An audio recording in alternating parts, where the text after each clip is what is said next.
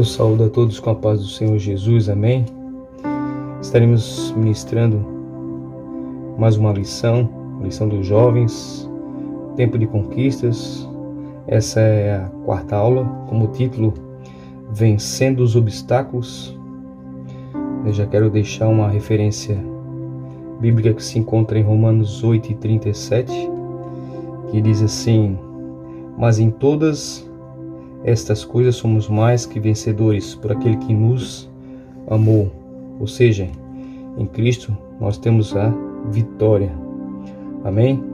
O texto do dia está em Josué, capítulo 4 e versículo 24, que diz assim: para que todos os povos da terra conheçam a mão do Senhor, que é forte, para que temais ao Senhor vosso Deus todos os dias. Lembrando aqui que temar, ou seja, o temor ao Senhor, vamos ler aqui em Provérbios 8:13, o temor do Senhor é aborrecer o mal, a soberba e a arrogância, e o mau caminho, e a boca perversa aborreço. Não é ter medo, né? Muitos confundem ter medo e temer a Deus. Temer a Deus é ficar longe, distante daquilo que desagrada ao Senhor. Isso é temer a Ele, né? A gente possa agradar a Ele ficando longe daquilo que o desagrada. Amém? Vamos dar continuidade. A síntese diz assim: em Jesus Cristo já somos mais do que vencedores. O objetivo da lição são 3 objetivos que a gente vai estar juntamente com vocês estudando ela e passando. O primeiro objetivo é apresentar os detalhes gloriosos que envolveram a travessia do Jordão. Ali Deus promoveu exatamente no dia da Páscoa a entrada de Canaã. E vamos também falar sobre a arca, que agora vai os guiar. O segundo objetivo é mostrar como Deus promoveu superação de um obstáculo natural aparentemente intransponível. É o milagre do Jordão, as bênçãos que ele estabeleceu, e compreender a necessidade de celebração das bênçãos recebidas por intermédio do levantamento dos memoriais, né? O quão importante é os memoriais, testemunhar o Deus, o nosso Deus, o Deus do impossível. Amém? Vamos já estar entrando aqui. Vamos ler o texto bíblico que se encontra em Josué 3, do 5 ao 6 e o 14 e 17. Rapidamente, vamos dar uma lida. Se você tem a sua lição quiser acompanhar conosco aí, Josué 3, 5 ao 6, 14 e 17. E ordenaram ao povo dizendo: quando vides a arca do concerto do Senhor vosso Deus, e que os sacerdotes levitas o levam, parti vós também do vosso lugar e seguia. Haja contudo distância entre vós e ela, como da medida de 2.000 côvados, e não vos chegueis a ela, para que saibais o caminho pelo qual haveis de ir, porquanto por este caminho nunca passaste antes. Disse Josué também ao povo: santificai-vos, porque amanhã fará o Senhor maravilha no meio de vós. E falou Josué aos sacerdotes, dizendo: levantai a arca do concerto e passai adiante deste povo. Levantaram, pois, a arca do concerto e foram andando adiante do povo. E aconteceu que, partindo o povo das suas tendas para passar o Jordão, levavam os sacerdotes a arca do concerto diante do povo. E quando os que levavam a arca chegaram até o Jordão, e os pés dos sacerdotes que levavam a arca se molharam na borda das águas, porque o Jordão transbordava sobre todas as suas ribanceiras todos os dias da cega, pararam-se as águas que vinham de cima. Levantaram-se num montão muito longe da cidade de Adã, que está da banda de Sartã, e as que desciam ao mar das Campinas, que era o mar salgado, faltavam de todos e separaram-se. Então passou o povo defronte de Jericó. Porém os sacerdotes que levavam a arca do concerto do Senhor pararam firmes em seco no meio do Jordão. E todo Israel passou em seco, até que todo o povo acabou de passar o Jordão. Amém? Uma lição que a gente aprende aqui, falando aqui nesse último versículo 17, né? Porém, os sacerdotes que levavam a arca do concerto pararam firmes em seco no meio do Jordão, e todo Israel passou em seco. Ou seja, os sacerdotes ali que estavam levando a arca do Senhor, ou seja, a presença dele, pararam em meio ao Rio Jordão ali e esperavam que todo o povo passasse. A lição que a gente tira daqui é que o Senhor está conosco em meio às tempestades. Ele não nos abandona, né? Como vemos ali a presença dele guardando aquele povo, a gente sabe que o Senhor é conosco. Amém? Vamos à introdução. O povo de Deus tinha se preparado para a entrada em Canaã, e os espias que foram enviados a Jericó voltaram sãos e salvos. Todos estavam animados, pois Israel entraria finalmente na terra prometida. Porém, antes precisava atravessar o Rio Jordão, algo que era impossível aos olhos humanos. Tal fato nos mostra que na rota da vitória do povo de Deus surgem muitas vezes oposição humana, ataques de ordem espiritual, dificuldades financeiras e sociais, dentre outras, mas também há obstáculos naturais, ali como foi o caso do Rio Jordão. Amém? Dando continuidade, não criados pelos homens ou pelo inimigo, mas permitidos por Deus, os quais podem interromper abruptamente a caminhada rumo ao ideal almejado. Esses últimos talvez sejam os entraves mais perigosos, pois podem ser interpretados como Deus está dizendo não, né? A gente tem que orar, pedir discernimento para o Senhor, para a gente saber se é da vontade dele ou não. Então é preciso ter discernimento para, transpondo as barreiras, seguir em frente e alcançar tudo o que o Senhor prometeu. O que podemos tirar aqui é aquilo que interfere naquilo que é promessa de Deus, não vem de Deus e deve ser vencido. Então, se Deus prometeu, né, e aparece diante de nós, né, algo que vem nos atrasar, a gente precisa vencer esse obstáculo, porque o Senhor é conosco, né? Há uma frase que sintetiza o segredo para o alcance dos objetivos. As águas dos rios alcançam os seus objetivos porque aprenderam a contornar os obstáculos. Amém?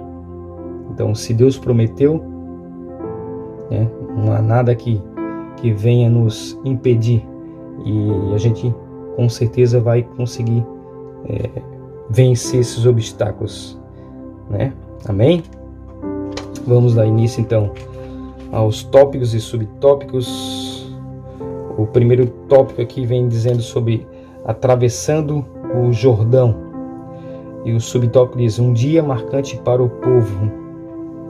O dia 10 de Abib era o dia magnífico para os israelitas, pois foi nesse dia que Deus anunciou que seria comemorada a Páscoa, o dia da saída, Êxodos, do Egito.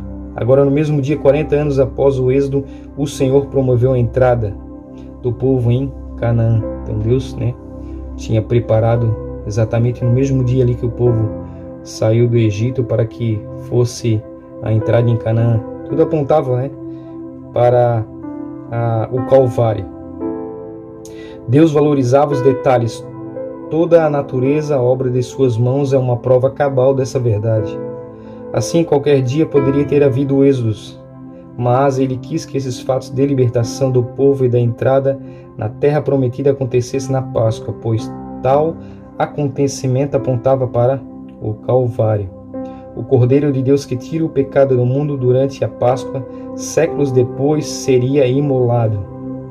Outro detalhe interessante é que Deus criou as circunstâncias políticas no mundo para que a vinda do seu Filho unigênito fosse um marco para o estabelecimento de um novo calendário, dividido em antes de Cristo e depois de Cristo, AC e DC, fazendo relembrar o episódio do Êxodo, capítulo 12, 1 ao 3. Amém? Então houve aqui um homem que dividiu a história em duas partes. Então temos AC e DC, antes de Cristo e depois de Cristo. E até quem professa ser um ateu hoje em dia, ele, ao assinar um cheque, por exemplo, precisava colocar a data e colocar e ao colocar a data, né, ele vai estar testificando aquilo que houve, ou seja, que ali houve um homem que dividiu a história em duas partes, né? Ele vai estar testificando isso ao assinar o cheque. Então o ateu vem comprovar isso, que houve um homem que teve, né, esse poder de dividir a história em duas partes. Amém? Então o Altíssimo achou por bem que toda a humanidade das gerações seguintes se lembrasse de que um dia Deus se fez homem, morreu numa cruz na Páscoa e mudou a história da humanidade para sempre. Amém? Esse primeiro subtópico aqui, a gente já passou com os irmãos. Agora vamos entrar no segundo subtópico, que diz assim: a arca do concerto aponta para o caminho a seguir. Amém? Durante 40 anos Deus guiou o seu povo por intermédio de uma nuvem ou coluna de fogo. Agora, porém, os hebreus seriam guiados pela arca do concerto, que era levada pelos sacerdotes levitas. Mas somente em 3 oportunidades ela foi conduzida pelos sacerdotes. Neste episódio, ao circundarem Jericó e quando levaram para o interior do templo de Salomão. Amém? Então, havia uma maneira de Deus conduzir o povo no deserto, ali quando saíram do Egito, através de Moisés, e agora uma nova maneira. E chegando até nós também temos um guia seguro, já levando para nossos dias, Provérbios 3, versículos 5 e 6 diz assim: confia no Senhor de todo o teu coração e não te estribes no teu próprio entendimento. Reconhece em todos os teus caminhos e Ele endireitará as tuas veredas. Amém? Também temos aqui em Salmo 119:9, que diz assim: como purificará o jovem o teu caminho, observando conforme a tua palavra. Ela nos guia. Assim como diz também em 119, no mesmo capítulo, e versículo 105, que diz: lâmpada para os meus pés é a tua palavra e luz para o meu caminho. A palavra liberta, guia e salva também. Deixar mais uma referência aqui que está em Romanos, capítulo 8 e 14, que diz assim: porque todos os que são guiados pelo Espírito de Deus são também filhos de Deus. Nós temos um guia seguro que, além da palavra de Deus, é o Espírito de Deus. Ele que nos guia. Amém? Então a arca do concerto aponta para o caminho a seguir. E hoje o Espírito de Deus também é o nosso guia. Louvado seja o nome do Senhor. Então, outro aspecto interessante é que a arca sempre seguia no meio do acampamento, mas agora ela estaria na frente, a quase 1 quilômetro de distância. Eu fiquei aqui meditando nesse porquê dela estar tão distante do povo ali, né? E é o que Deus sempre espera aqui, que a gente possa aguardar com paciência.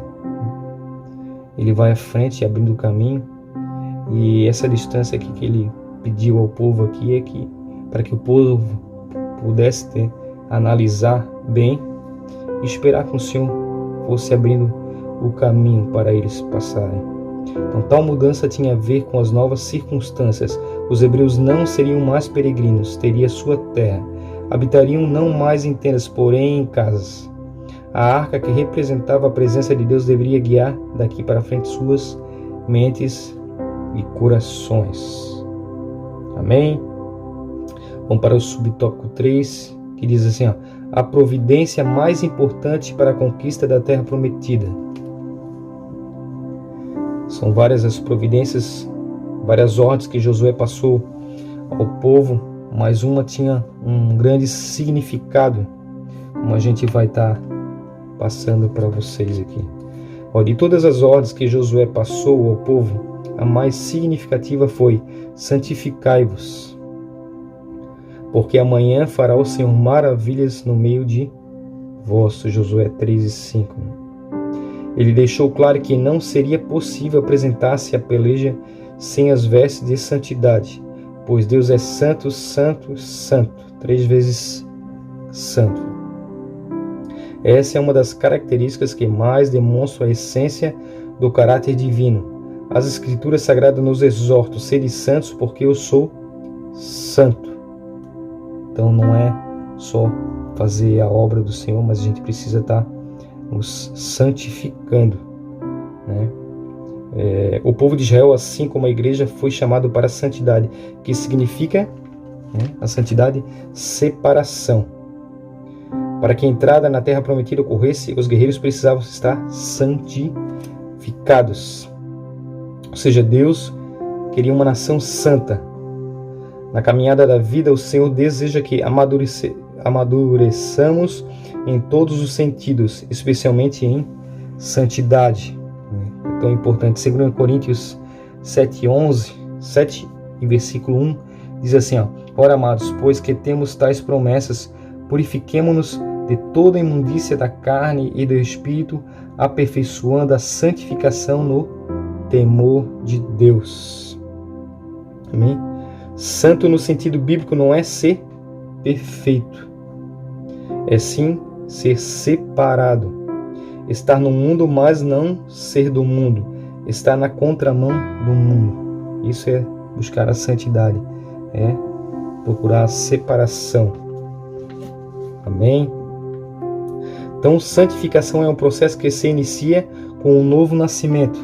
Após nós aceitarmos ao Senhor, a gente procura se santificar dia após dia. Como vai falando aqui, é um processo que se inicia com um novo nascimento. Hoje mais santo do que ontem e amanhã mais santo do que hoje. É um processo progressivo. A cada dia a gente precisa estar buscando aperfeiçoamento. Para finalizar esse tópico, uma referência em Hebreus 12:14, a gente já está finalizando esse primeiro tópico, que veio falando aqui sobre a travessia do Jordão. Hebreus 12:14 diz assim: segui a paz com todos e a santificação, sem a qual ninguém verá o Senhor. Então é preciso se santificar para que a gente possa se encontrar com o Senhor. É preciso a cada dia estar buscando isso. Amém, irmãos? Finalizando esse primeiro tópico aqui, apresentamos aqui os detalhes gloriosos que envolveram a travessia do Jordão. Amém? Vamos estar encaminhando agora para o segundo tópico desta lição, que está muito abençoada. O segundo tópico vai dizer assim: as dificuldades no caminho da bênção. Amém? O povo já tinha assegurado a vitória. Deus tinha, ou disse que estaria com o povo, e a vitória era certa. Porque se Deus é por nós, quem será contra nós? Mas isso não isentava da peleja, da batalha, ou a presença dele não isentava que a gente, ou seja, nós hoje, ou o povo daquela época, estava na peleja. E não isenta nós hoje também das lutas, dos obstáculos. Então não é diferente conosco hoje. Nós estamos em guerra também, espiritualmente falando. Efésios 6:10 vem falar sobre a armadura de Deus ali, né? Versículo 10: No demais, irmãos meus, fortalecei-vos no Senhor e na força do seu poder, revesti-vos de toda a armadura de Deus, para que possais estar firmes contra as astutas ciladas do diabo. Porque não temos que lutar contra carne e sangue, mas sim contra os principados, contra as potestades, contra os príncipes das trevas, contra as hostes espirituais da maldade nos lugares celestiais. Então, estamos em constante guerra, espiritualmente falando. E Jesus nunca nos disse que seria fácil, em nenhum momento. Inclusive em João 16:33 ele diz: Tenho-vos dito isso, para que em mim tenhais paz. No mundo tereis aflições, mas tende bom ânimo, eu venci o mundo. Então ele nunca falou que seria fácil servir a ele, mas que ele estaria conosco. Ele venceu o mundo e nós, com a presença dele, também venceríamos. Porque muitos acham, por falta de entendimento da palavra, né, que quando aceitamos a Jesus é quebrada uma maldição. Muitos pensam assim. E seus problemas acabaram. Viramos super-humanos, mas não é bem assim. A dificuldade vem, mas Deus é conosco. Ser fiel e te abençoarei. Então, você que de repente está vendo esse vídeo e não serve ao Senhor ainda, não estou querendo aqui dizer que você vai passar dificuldade, que você vai estar sozinho, mas eu quero lhe dizer que as dificuldades vão vir. Ele disse que é preciso passar por isso muitas vezes para que a gente venha dar valor ou até aperfeiçoar a nossa fé, mas Ele estará sempre conosco. Amém? Então, as dificuldades no caminho da bênção, desse tópico, vamos falar aqui. A prova, o Jordão transbordava. Atravessar o Mar Vermelho rumo ao Sinai para não morrer pelas mãos de Faraó era uma coisa, mas passar o Jordão para entrar numa guerra sangrenta contra dezenas de cidades-estados fortificadas há séculos, como era o caso de Jericó, cuja muralha, de acordo com estudos arqueológicos, estava intacta há uns 800 anos, ou seja, era muito forte essa muralha. Inclusive há relatos também que atravessavam por cima dessas muralhas, tinha um caminho onde passavam os carros ali deles. Então exigia muito mais fé e coragem. Todavia, além de grandes embates que os aguardavam, havia um obstáculo humanamente intransponível: o Rio Jordão. Era impossível a travessia de pessoas e animais na época de cheia. Somente a fé no Deus Todo-Poderoso faria possível tal façanha. Não era fácil. Um ensino muito importante para extrairmos aqui é: mar calmo não faz um bom marinheiro. É preciso um mar agitado para que o marinheiro venha ter a experiência necessária para que venha se melhorar a cada dia mais. É preciso, né? Então, mar calmo não faz um bom marinheiro. Então, as dificuldades e obstáculos que aparecem diante de nós são excelentes episódios para exercitarmos a nossa fé. Romanos 5, do 3 ao 5, vai dizer: E não somente isto, mas também nos gloriamos nas tribulações, sabendo que a tribulação produz a paciência a experiência, e a experiência a esperança. E a esperança não traz confusão, porquanto o amor de Deus está derramado em nosso coração pelo Espírito Santo que nos foi dado. Amém? Então, as dificuldades que a gente encontra, às vezes elas servem de propulsores para que a gente venha a nos fortificar e exercitarmos a nossa fé. Quero deixar aqui mais duas referências para finalizar, falando aqui sobre a impossibilidade. Gênesis 18:14 vem nos dizer assim: haverá coisa alguma difícil ao Senhor? E também Lucas 1,37, porque para Deus nada é impossível. Amém, irmãos? Finalizando esse primeiro subtópico aqui, falando sobre a impossibilidade e que não há nada impossível para o Senhor. E que as provas são necessárias para que a gente venha exercitar a nossa fé.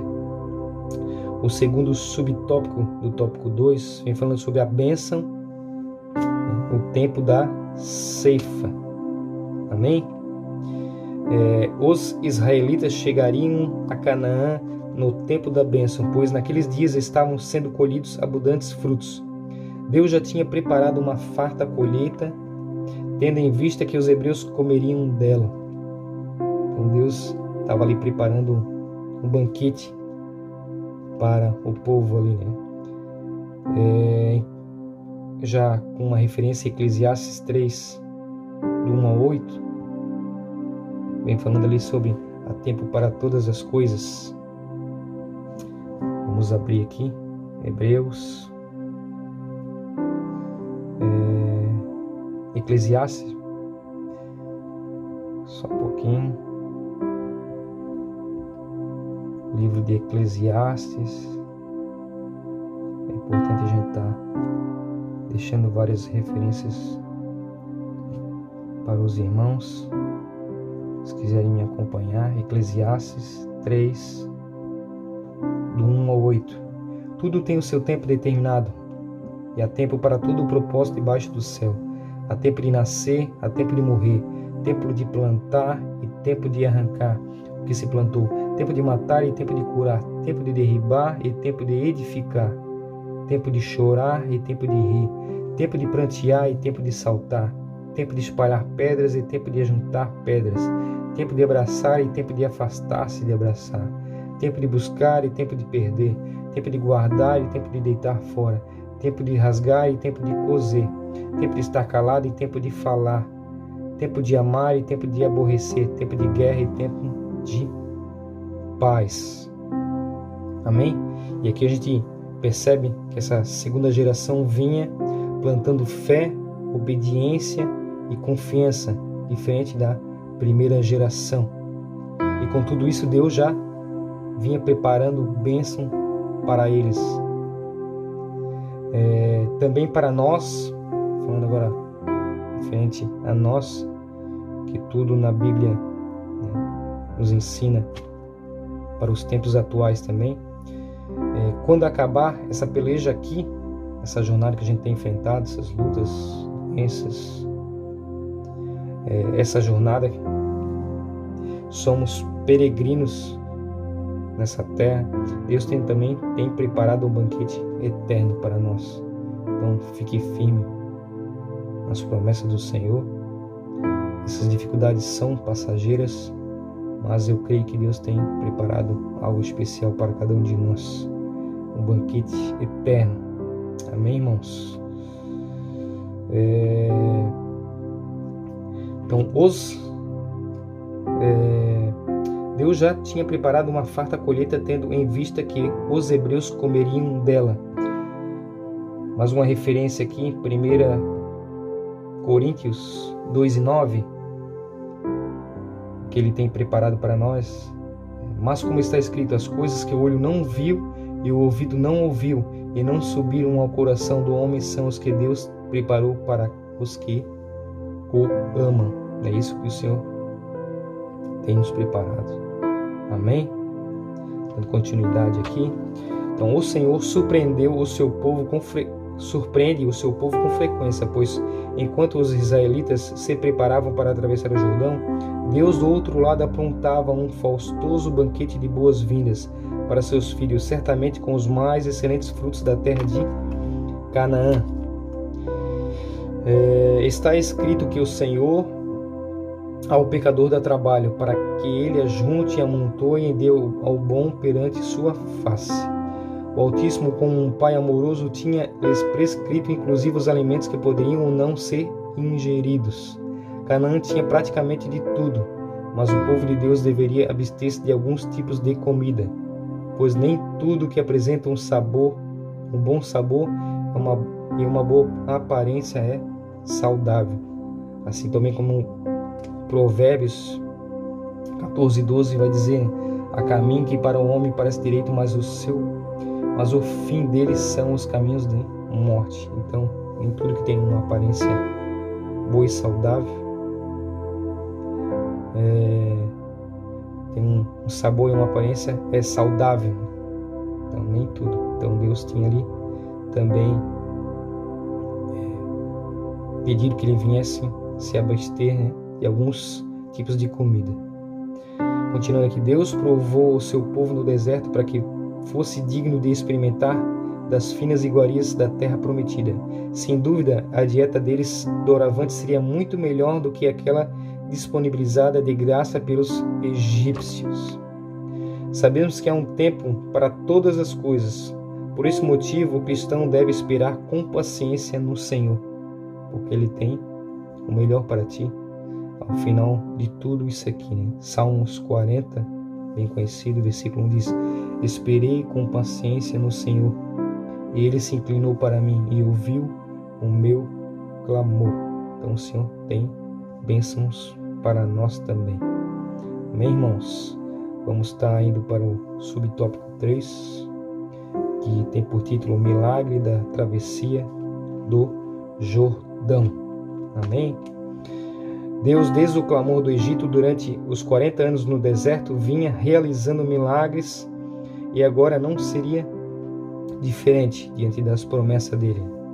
Jeremias 1 e 12 vai dizer assim: e disse meu Senhor, viste bem, porque o velo sobre a minha palavra para cumprir. Então, o que ele cumpriu, o que ele falou, ou seja, ele vai cumprir. Amém? Se ele prometeu, ele vai cumprir. E aqui não foi diferente com o milagre, né, da travessia do Jordão. Louvado seja o nome do Senhor Jesus. Quando os pés dos sacerdotes levavam a arca, tocaram as águas do rio, Deus começou a realizar um milagre. Amém? Interessante aqui, quando os pés dos sacerdotes tocaram a água, Deus começou a agir.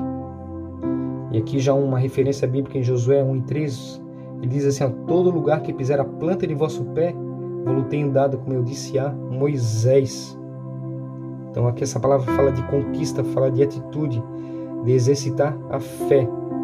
E aqui a gente vê a atitude aqui dos sacerdotes, né, ao levarem a arca, tocarem as águas do rio, Deus começou a realizar um milagre.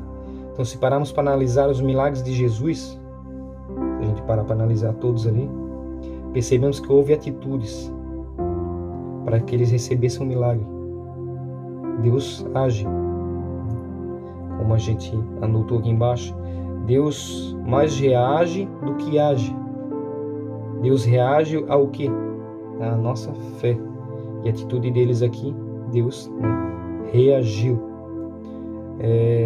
Mas não como a travessia do Mar Vermelho, em que foi aberto um caminho no meio do mar, tendo as águas se ajuntado de um lado e de outro, fazendo-se 2 muros. O Altíssimo, neste caso, criou uma enorme represa no curso do Jordão, interrompendo o curso da água. Quando o leito do rio ficou seco, o povo passou. Isso faz lembrar a providência de Deus em remover obstáculos. Com as situações em que ele intervém abruptamente, como no milagre do Mar Vermelho. Em outros momentos, porém, como aqui, o Senhor age com mais vagar, né? Então, Deus mais reage do que age. E reage aqui, como a gente falou aqui, a nossa fé. Então, precisa de uma atitude sua para que Ele venha a realizar as promessas que Ele fez em tua vida. Amém, irmãos? Vamos passar mais uma referência para finalizar esse tópico que falou sobre as dificuldades no caminho da bênção. Hebreus 11:6. Ora, sem fé é impossível agradar-lhe, porque é necessário que aquele que se aproxima de Deus creia que Ele existe e que é galardoador do que os buscam. Então, tem que ter fé, tem que exercitar essa fé para que Ele venha abençoar a tua e a minha vida. Amém? Vamos estar indo para o último tópico, que vem falando sobre um evento para não esquecer. Vamos falar aqui sobre os memoriais. O primeiro subtópico, ele já vem falando sobre um memorial de Deus. O segundo é o memorial de Josué e o propósito desses memoriais. O memorial de Deus. Deus falou a Josué para que chamasse um homem de cada tribo, a fim de que tomasse uma pedra do leito do rio e erigisse um memorial em Gilgal, para que no futuro, quando os filhos dos hebreus perguntassem o que significavam aquelas pedras, eles lhes narrassem a história da travessia do Jordão para a glória de Deus, não do homem, mas de Deus. Então, desde que eles saíram ali do Egito, esta era a ordem de Deus. Quando os vossos filhos lhe perguntarem, conte a eles o que lhes foram contados. Inclusive aqui vemos também aqui no ato da ceia, qual é a orientação que o Senhor nos deixa? Fazer isto em memória de mim. E nós devemos lembrar de Cristo, o que Ele fez por nós, e sermos eternamente gratos. Por isso é tão importante esses memoriais. Mas aí embaixo aqui, interessante como na vida de cada cristão, Deus faz grandes milagres, como livramentos extraordinários de forma pontual. Nesses casos, devem ser erigidos memoriais, culto em ação de graças, testemunhos na igreja, dentre outros. Vemos que é tão importante, né, os testemunhos que é contado para a glória do Senhor. Amém? Louvado seja o nome do Senhor. Vamos para o subtópico 2, que diz Memorial de Josué. Josué, por seu turno, também decidiu levantar outro memorial, sendo que esse ficaria dentro do leito do rio, no local onde os sacerdotes seguravam a arca do concerto. Então Josué tomou essa decisão de também colocar as pedras, não porque Deus pediu, mas com certeza direcionado por Deus ali, ele teve essa atitude. Estava sendo muito agradecido por tudo que Deus tinha feito. Esse é o mesmo sentimento que temos que ter em nossa vida, sentimento de gratidão a todo momento, porque Ele tem guardado na nossa vida. Amém? Em tempos depois, não se sabe quando, por ocasião do registro do episódio, aquelas pedras ainda resistiam à correnteza do Jordão. Havia naquele lugar, na verdade, um lajeiro com pedras soltas que somente Deus conhecia, pois as águas do Jordão estavam barrentas. Aqueles 2 montes de pedras testemunhavam que as 12 tribos estavam unidas e entrariam em Canaã juntas em um mesmo ideal. Amém, irmãos? Vamos finalizando aqui, vamos para o subtópico 3, que diz o propósito dos memoriais. Qual é o propósito disso? Vemos nas Escrituras diversas menções sobre ocasiões especiais em que o povo levantou memoriais de pedras, como por exemplo em casos de votos ou alianças, homenagem a pessoas ou tribos, e mesmo em acontecimentos sobrenaturais como nesse episódio. A arqueologia confirma tal costume, tendo sido descobertos diversos monumentos com essas características nas terras bíblicas. Haviam, né? Foi descoberto vários locais com esse tipo de memorial. Josué explicou que as gerações futuras, por meio de memoriais, deveriam saber o que Deus fez no passado. Vemos o quão importante esses memoriais. Salmo 145:4 vai dizer assim: uma geração louvará as tuas obras, a outra geração, e anunciará as tuas proezas. Louvado seja o santo nome do Senhor. Mais embaixo aqui, Josué também mostra que os monumentos serviriam para que os povos da terra conhecessem a mão do Senhor Jesus, Senhor Todo-Poderoso. Amém, irmãos? Estamos finalizando já essa lição tão importante, né? Continuando, falamos aqui sobre os obstáculos. Cumprimos cada um dos objetivos, apresentar os detalhes gloriosos, mostrar como Deus promoveu a superação de obstáculo e compreender a necessidade de celebração das bênçãos recebidas. Louvado seja. E concluindo já essa lição, vamos concluir. Então, seja qual for a dificuldade que estiver enfrentando, com certeza você conseguirá vencer os obstáculos a fim de cumprir as promessas de Deus em sua vida. Josué, capítulo 1, 6 e 7, para a gente estar finalizando. Esforça-te e tem bom ânimo, porque tu farás esse povo herdar a terra que jurei a seus pais lhe daria. Então somente esforça-te e tem muito bom ânimo, para teres o cuidado de fazer conforme toda a lei.